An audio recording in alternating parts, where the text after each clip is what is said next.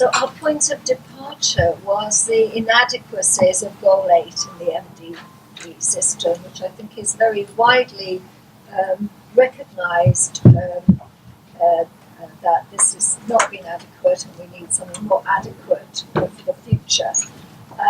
We're in the process of producing quite a long report, the structure of which I put up on the I have to sit closer. Yes. Which I put up on the screen there. We can only give you a flavour of some parts of it. There wasn't time to go through all of it. So the substantive parts of the report, there's in the second part, which I'm going to speak to, the arguments about global governance and global rules and why we need reforms. And then in the third section, a whole series of proposals about strengthening global governance and global rules in relation to the environment agenda, in relation to the international monetary and financial architecture, in relation to international trade, in relation to capital mobility and taxation, and also in relation to managing labour mobility, a missing pillar of global governance. And in particular, we're concentrating in this report on highlighting the interaction between global governance and global inequality and inequality within countries. In our report last year, we highlighted inequality within countries, the growth of inequality, the high levels of inequality as a key issue. So in our considerations of global governance and global rules for development, a particular aspect of development we have focused on is the issues of inequality and policy space to address inequality. So in the introduction to our report, we focus on the issue of how can global cooperation through various institutions, arrangements and rules be reformed and strengthened to better manage the increasing interdependence among countries, to reduce the large inequalities that exist among and within countries, and contribute to the fulfillment of internationally recognised social and environmental standards, while preserving the necessary policy space for government action to address these issues. It's one of the concerns has been that policy space has been shrunk in various ways that make it difficult for governments to pursue the range of policies it needed to address some of the development issues within countries. And we also begin our report in section 2 by reminding everyone that all members of the United Nations have already accepted obligations for international cooperation, in particular the Universal Declaration of Human Rights that sets out that everyone is entitled to a social and international order in which the rights and freedoms set forth in this declaration can be fully realised. There's other wording in other treaties that emphasises the importance of international cooperation and the obligation that governments have for international cooperation. And of course, in the right to development, this was particularly emphasised by explicitly calling on states to act collectively as well as individually to create an enabling environment for development, particularly by removing obstacles and creating opportunities. So member states have taken on obligations for international cooperation.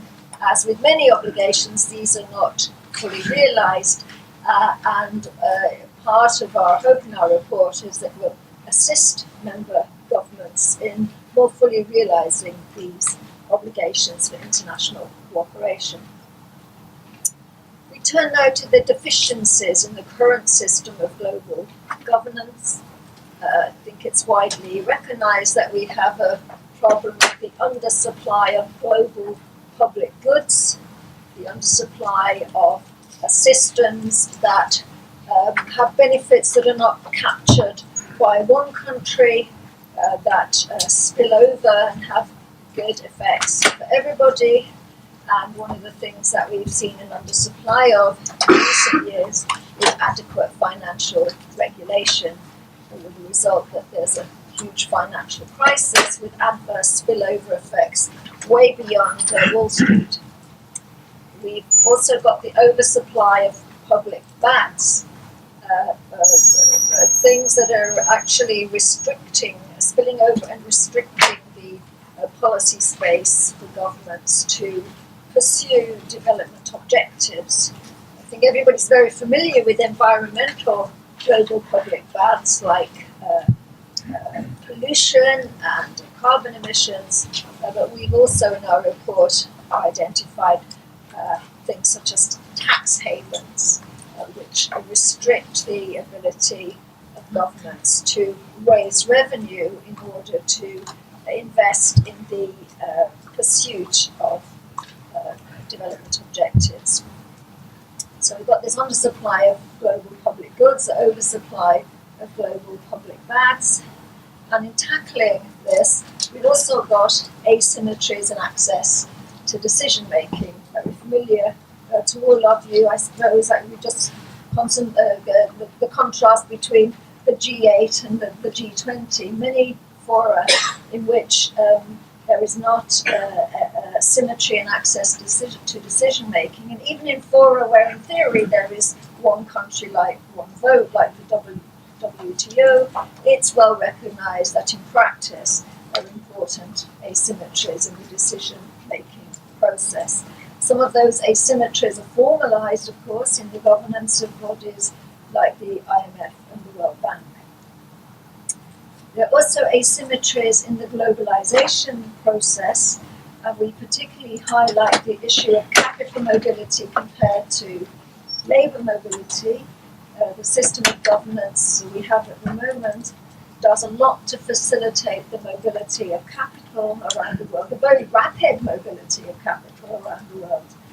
But it doesn't do the same to facilitate the mobility of labour around the world. And the governance of labour mobility is highly fragmented and creates problems both for those who are migrating and for both sending and recipient countries.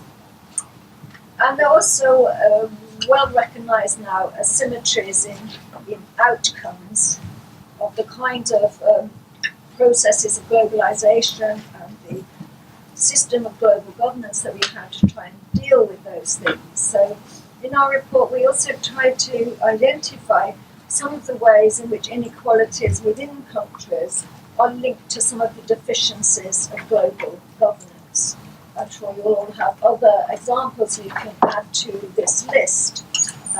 But one example is the WTO allows for subsidies for developed country farmers, and this has a negative impact on smallholder farmers in developing countries. There are patent protections which have a negative impact on the cost of essential medicines for people. There is a lack of effective tax cooperation, which has a negative impact on tax revenue, as that lack of effective cooperation makes it easier for corporations, for instance, to avoid paying taxes in the countries where they're doing a lot of business. There's, mentioned already, the lack of adequate financial regulation, which has a negative impact on macroeconomic stability and employment, and with particularly adverse impacts on low-income people, and is a force for widening inequality within countries. And there's a shrinking of policy space to address inequality. For the negative impact on tax revenues, an obvious example, the WTO disciplines is another. So we considered these kind of problems and identified some principles for reform before going into details of what kinds of reforms we're proposing in particular areas. So in terms of principles, we emphasize that common but differentiated responsibilities and capabilities. So this is a principle that embodies equity, but it recognizes differences in the contribution and historical responsibilities in the generation of common problems, as well as divergences in financial and technical capacity across countries to address shared challenges. It requires all states to participate in response measures that are internationally agreed to tackle a given problem, but the contribution to the solution needs to be compatible with countries' individual capabilities. The second principle is subsidiarity. This is the principle that issues ought to be addressed at the lowest level capable of addressing them. So this principle implies, of course, that some problems can be handled well and efficiently at national level, and so they should be handled at national level. But there are many other issues where there are spillover effects from one country to another, and international cooperation is imperative to effectively address these concerns. There is also obviously a role for regional cooperation. Some spillover effects are global, others are more regional in their impact. The third principle is inclusiveness, transparency, and accountability. So global governance institutions need to be representative of and accountable to the entire global community, and decision-making procedures need to be democratic, inclusive, and transparent. And without these, global governance institutions and rules will lack universal legitimacy, and their effectiveness will be compromised. So in this regard, and as already called for in the Monterey Consensus, developing countries need to have a greater voice in relevant decision-making processes, as well as in the formulation of global standards, codes and rules. And robust governance implies mutual accountability, peer review for all, not just for some, which can be verified by transparent and credible mechanisms and processes. And finally, in terms of coherence, there needs to be a holistic and comprehensive approach in defining global rules and processes, rather than a shopping list approach. So we need to look at the interaction of different aspects of global governance and to ensure that the reforms reinforce one another, and that there's coherence between international and national spheres of policy making. So these are the kinds of principles that lie behind the specific proposals, in particular areas of reform that the committee is putting forward. And my colleagues are going to speak in more detail about some of these. So I'll just end by referring to the role of the UN in particular in better global governance. We are a committee that reports to ECOSOC, so we're particularly concerned with the role of ECOSOC, and we're calling on ECOSOC to take a leadership role in reforming global governance. We welcome the high-level political forum as part of the high-level segment, and we hope these reforms will lead to more effective ECOSOC. But we particularly call on ECOSOC to establish a strong monitoring and accountability mechanism that covers all countries and all agencies and examines their contributions to establishing better global governance.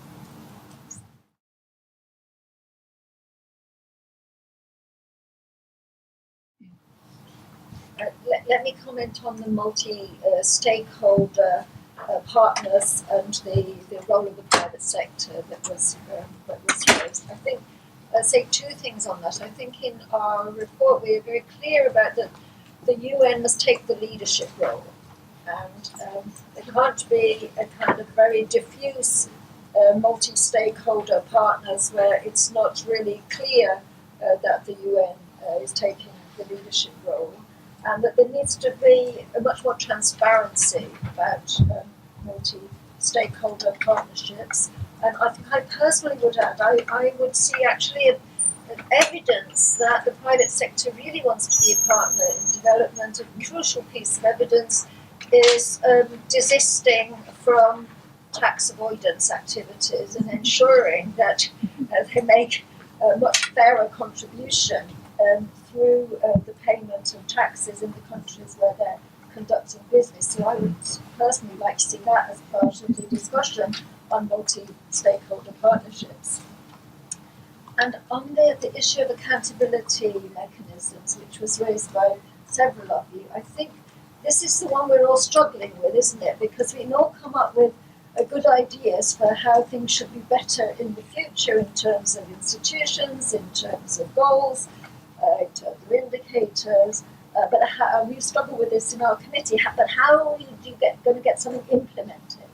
And I think there isn't one magic bullet for this. There isn't one way of doing it. I think I agree with Sakiko that there are multiple sites. We have to learn, for instance, I think one thing we could learn from the human rights accountability processes is the peer review mechanism of the Human Rights Council, to which every government is subject, and to which civil society and media also have a lot of access. And so there's a multiple process, not only a formal accountability process, but a wider accountability process in terms of information, action, organisation. And I think that contrasts with the kind of accountability mechanisms that we've had with the MDGs, which has been too much, if you like, the donors reviewing the recipients, and I hope that in the post-2015 agenda we'll move quite away from that, and there will be a genuine peer review process. And I think we're hoping that ECOSOC can take more of a leadership role in a peer review process, which will include the issue of how has each member state contributed to the kind of reforms of global governance that many believe are necessary, but actually taking a role in putting that forward and transcending the perhaps immediate narrow interest for a broader vision of how we all need to cooperate in order to secure development objectives, to secure access to justice, to secure the survival and protection of the planet in facing environmental challenges. So I don't think there's one single way, but I think there's ways that we can think of strengthening accountability mechanisms in the future, drawing upon what we know of shortcomings and strengths of accountability mechanisms that we already have.